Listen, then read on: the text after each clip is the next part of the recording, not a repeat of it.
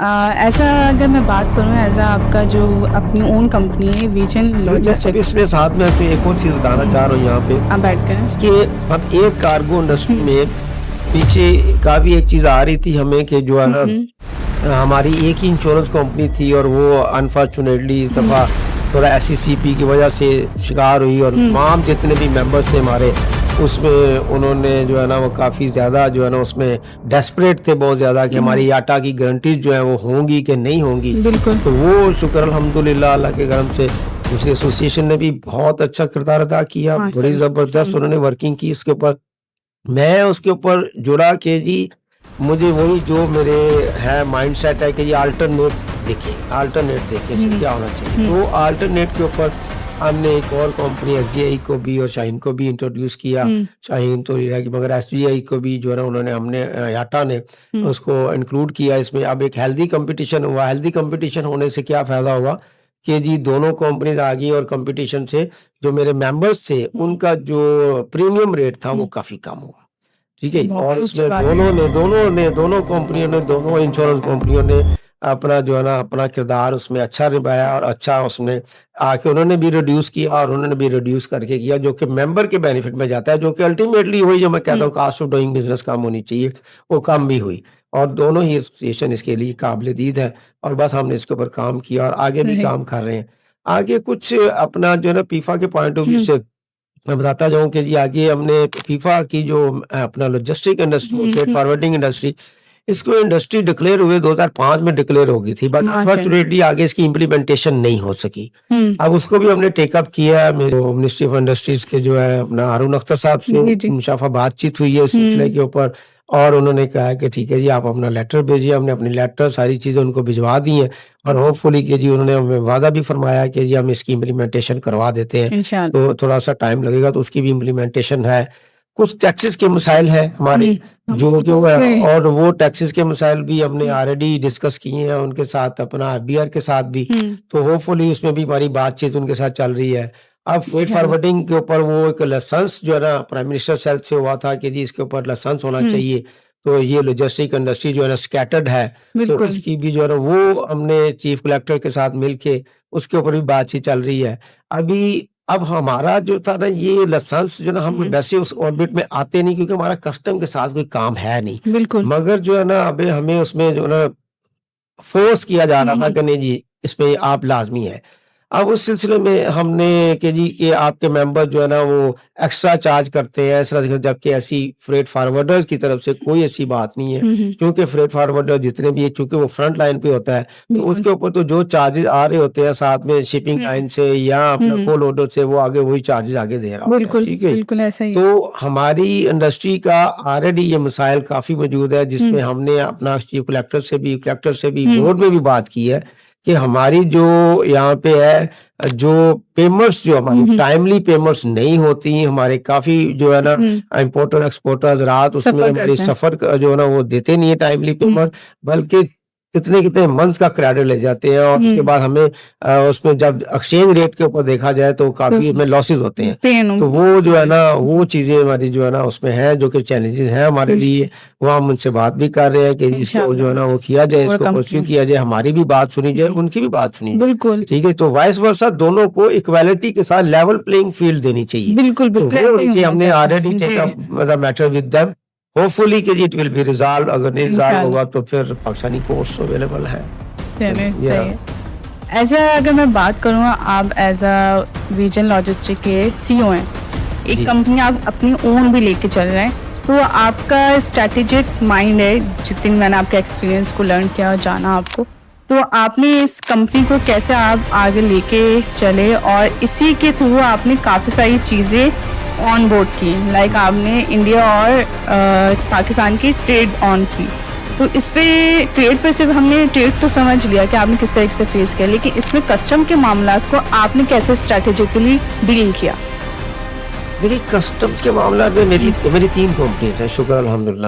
4 ایک میں علیحدہ ڈائریکٹر بھی ہوں تو شکر الحمدللہ. اب جو ہے ان کے ساتھ جب کسٹم کی بات آتی ہے تو کسٹم چونکہ میرا خود سے میں شروع سے ہی 2001 سے جب میں نے ساتھ میں یہ شروع کیا تھا کام, تو اس وقت بھی, اس سے پہلے بھی جب میرا پریویس ایکسپیرینس بھی تھا, تو میں خود پورٹ پہ چلے جایا کرتا تھا, ایئرپورٹ پہ چلے جایا کرتا تھا, کسٹم سے خود ڈیل کرتے تھے, بات چیت ہم کرتے, تو کنونس کرتے تھے لا کے اوپر کہ یہ لا ہے سر, یہ چیز ہو رہی ہے, وہ کنونس بھی ہوتے تھے.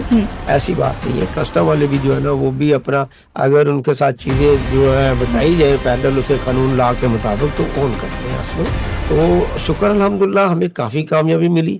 اور چونکہ کسٹم میں ہمارا جو ایکسپیرینس تھا, میرا اپنا ایکسپیرینس تھا کافی, اور میں کسٹم جو ہے نا اپنا میں فیاٹا کا ایز اے پرو ٹرینر بھی ہوں, میں کسٹم پڑھاتا بھی ہوں, تو وہ میرے ساتھ میں سارے اس میں ان ٹچ رہتا ہوں کہ جی کون سی نئی چینجز ہو رہی ہیں, کون سی نئی چیز آ رہی ہیں, جیسے ویبو کے اوپر, پی ایس ڈبلیو کے اوپر جو چیزیں آ رہی ہیں, تو وہ جو چیزیں جو ہے نا ساتھ ساتھ لے کے آپ کو چلنی پڑتی ہیں.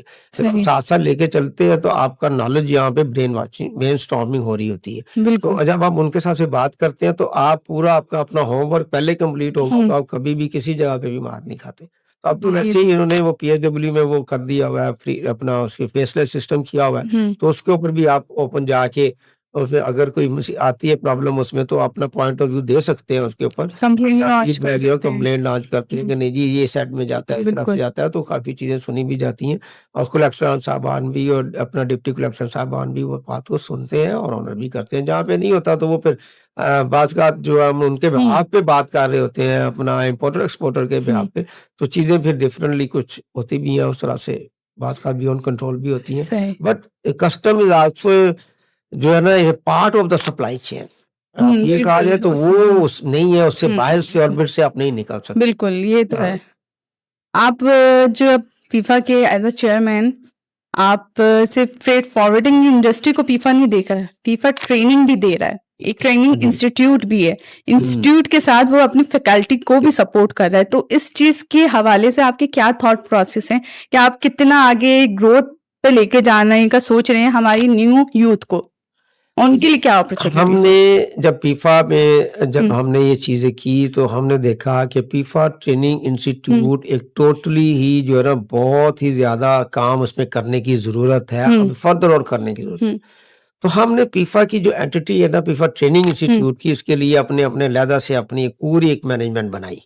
ہم نے پوری مینجمنٹ بنا کے اس میں ہم نے اپنا جو ہے نا اپنا اس وقت میرے عبدالمجید راجہ صاحب پریزیڈنٹ, اس کو طور پہ اس کو ہم نے بنایا کہ آپ دیکھیں ساتھ میں ایز اے وائس پریزیڈنٹ میں بھی دیکھ رہا ہوں اس کو چیزوں کو. تو میں نے وہاں پہ ہم نے پرنسپل جو نا ہائر کیا, رضا فاروقی صاحب ہیں وہاں پہ, وہ دیکھ رہے ہیں.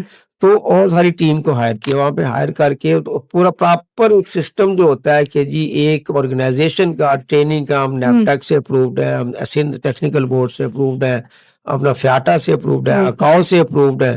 تو شکر الحمدللہ ہم جو ٹریننگ دے رہے ہیں وہ باہر کے ممالک سے اگر جا کے وہی بندے ٹریننگ لے تو وہ لاکھوں میں ہے. بالکل, ہم یہاں پہ سبسیڈائز ٹریننگ دے رہے ہیں. جی آر کے پاکستان سول ایویشن سے بھی ہمارا جو ٹریننگ انسٹیٹیوٹ ہے وہ اپرووڈ ہے, تو وہ ہم سبسیڈائز ٹریننگ دے رہے ہیں. اور جتنے بھی یہ ہمیں اعزاز جاتا ہے کہ جی 46 بیچ تقریباً میرا کراچی میں چل رہا ہے, 16واں بیچ لاہور میں چل رہا ہے, ٹھیک ہے. تو اس میں جتنے بھی بیچ کے اسٹوڈنٹس ہیں اس میں نیور ایور کہ جی کوئی ایک بھی ابھی تک جو ہے نا وہ فارغ بیٹھا ہو. ہم نے اپنی انڈسٹری میں جو نئے لوگ آئے ہیں اس کو انڈلج کیا, اور اس میں ایک قسم کا ہم نے روزگار بھی پیدا کیے. کافی ایسی بچیاں ہیں, لڑکیاں ہیں جو کہ اپنا یتیم تھیں اور اس طرح سے تھی, ان کو بھی ہم نے روزگار اس میں آئی, ہمارے بزنس میں آئی, اور ان کو اب ہینڈسم سیلری لے رہی ہیں. اور کافی ایسے اسٹوڈنٹ بھی ہیں ہمارے جو کہ انہوں نے سیکھا, لرن کیا, امپلیمنٹ کیا, اور اس کے بعد باہر کے ممالک میں اپلائی کیا اور باہر کے ممالک میں جاب کر رہے ہیں, یعنی کی بیس کے اوپر, ٹریننگ کی بیس کے اوپر یار. اور کافیوں نے اس کے انسینٹیو بھی لیے باہر کے ممالک میں جا کے.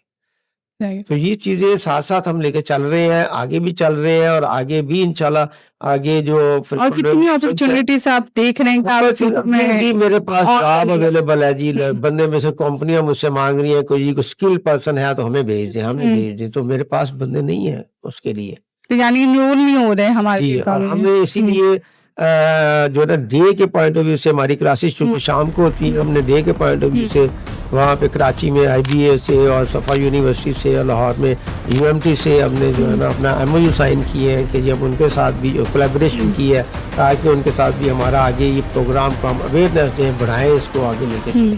تو یہ چیزیں ہماری ساتھ ساتھ چل رہی ہیں, ود اکیڈمک کے ساتھ ساتھ چل رہی ہیں. اور سر آپ اس میں میرے خیال سے فیکلٹیز کو بھی آپ لوگ سپورٹ کر رہے ہیں پیپا میں. فیکلٹی پہ سپورٹ کر رہے ہیں, شکر الحمدللہ. ہمارا کوئی اس میں اتنا نہیں ہے فیکلٹی. ابھی ہم نے ٹی او ٹی کروایا ہے کراچی میں, بالکل, جو کہ آگے لاہور میں بھی ہم نے کروایا تھا, ٹھیک ہے.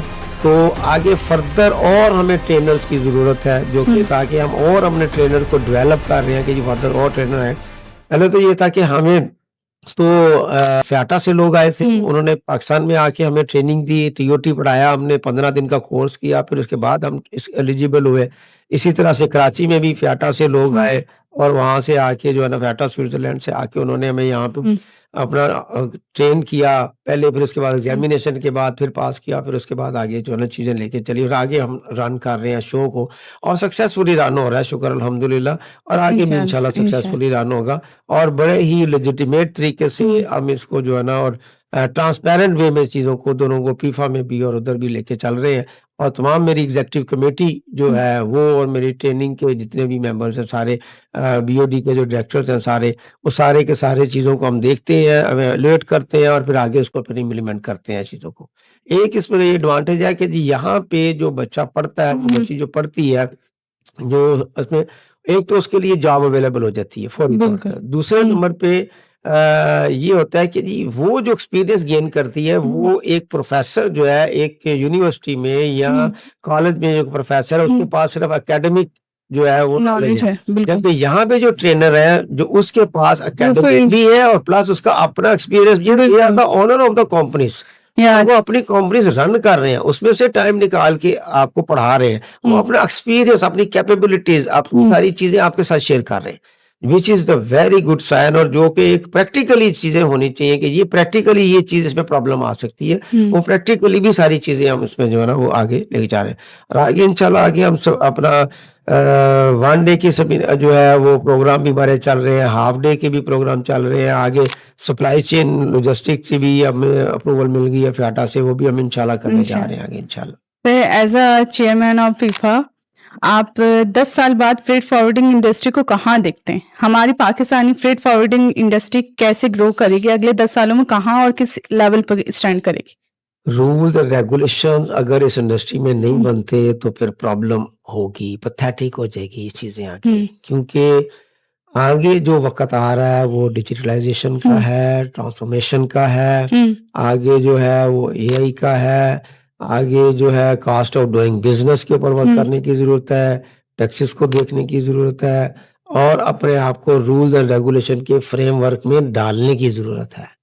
یہ ساری چیزیں ہوں گی تو آپ اپنے سروائیول آپ کا ہوگا. اگر یہ ساری چیزیں آپ نہیں کریں گے, ان کو ٹائملی جو نا ٹیکل نہیں کریں گے, تو یہ چیزیں آپ کے ہاتھ سے نکلیں گے, اسکیٹرڈ ہوں گی. جو کمپنی بھی یا فیفا اس میں اپنا رول جتنی حد تک پالیسی کی بنیاد پہ اپنا جو ہے نا وہ کریں گے, ہم ضرور کریں گے اپنے بھائیوں کے لیے, اور کر بھی رہے ہیں, آئندہ بھی کوشش کریں گے تاکہ ہم اپنے سیف اینڈ سیکیور طریقے سے اپنے بزنسز کو رن کریں, تاکہ ہماری آئندہ آنے والی نسلیں بھی اس میں آئیں اور وہ اس کو رن کریں, بزنس کو کریں. جیسے دوسری اپنا فیکٹریز میں ان کے جو ہے اپنا اولاد آتی ہے, ان کے دوسرے آتے ہیں, لوگ آتے ہیں اور آ کے اس کو رن کرتے ہیں, ہاں جی, فورکاسٹ کرتے ہیں. تو اس طرح سے اس میں بھی ہے. آگے پھر جا کے آگے آپ اس کو اپنے اپنی کمپنی کو ملٹی نیشنل کمپنی کی طرف لے کے جائیں, اپنی کو جیسے وہ گرو کرتے ہیں, آپ اپنے بزنس کو دبئی میں, یو کے میں, اور جگہ پہ اپنے کریں.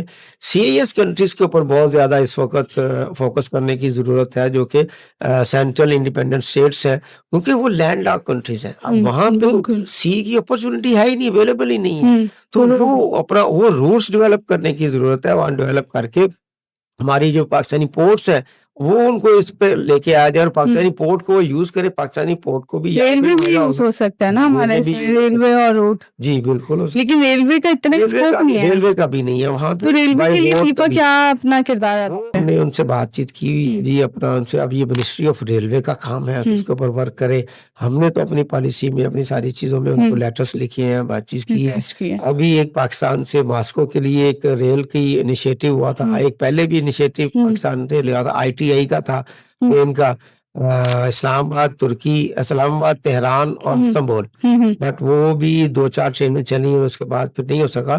सस्टेनेबिलिटी की बहुत अच्छा ज़रूरत होगी वहाँ पे चीज़ों को देख के बोथ एंड के ऊपर कि जी कार्गो की मूवमेंट के ऊपर जो है ना सेफ्टी एंड सिक्योरिटी भी साथ में आती है।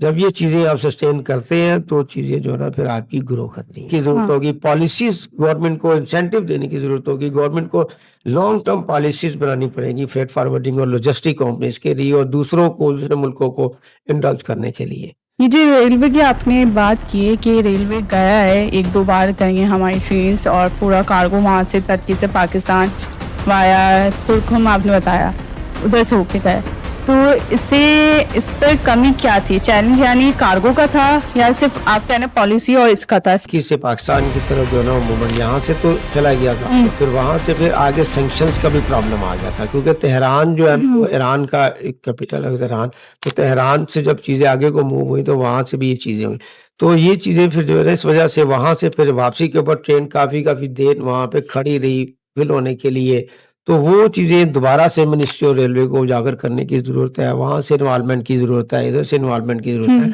तो ये कामयाबी हो सकती है इसमें, ये नहीं कि नहीं हो सकती। तो अल्टरनेटिव रूट्स के ऊपर इस तरह के रूट्स के ऊपर और आगे सी पैक चल रहा है, आगे चाइना पाकिस्तान इकोनॉमिक कॉरिडोर के ऊपर काम करने की ज़रूरत है, बाई रोड के ऊपर जो कि वन बेल्ट वन रोड है उसके ऊपर काम करने की ज़रूरत है। अगर वो हो जाता है तो इस वक्त जो चाइना पाकिस्तान से बाई सी आ रहा है कार्गो सारा बाई रोड आ सकता है, बाई ट्रेन आ सकता है, उसके ऊपर अगर काम होता है तो वो आपके कास्ट ऑफ डूइंग बिजनेस नीचे जा सकती है। बिल्कुल, और काफी सारी अपॉर्चुनिटीज हैं पाकिस्तान में। NLC is doing right now, NLC कर रहा है इसके ऊपर काम और एनएलसी ने काम किया भी है इसके ऊपर, मगर उसकी कास्ट ऑफ डूइंग बिजनेस जो आ रही है इस वक्त वही ज्यादा आ रही है, कास्ट ऑफ फ्रेट की लॉजिस्टिक की कास्ट ज्यादा है जिसकी वजह से लोग उस तरफ नहीं डाल रहे, मगर मेरे ख्याल में अगर उनको साथ में एलसीएल की भी परमिशन दे दी जाए कंसोलिडेशन की भी वहाँ पे करने की यहाँ पे भी, तो वो जो है ना इसमें भी अपना किरदार अच्छा अदा कर सकती है। दूसरे प्लेयर भी इसमें आ सकते हैं। दूसरे प्लेयर से मुराद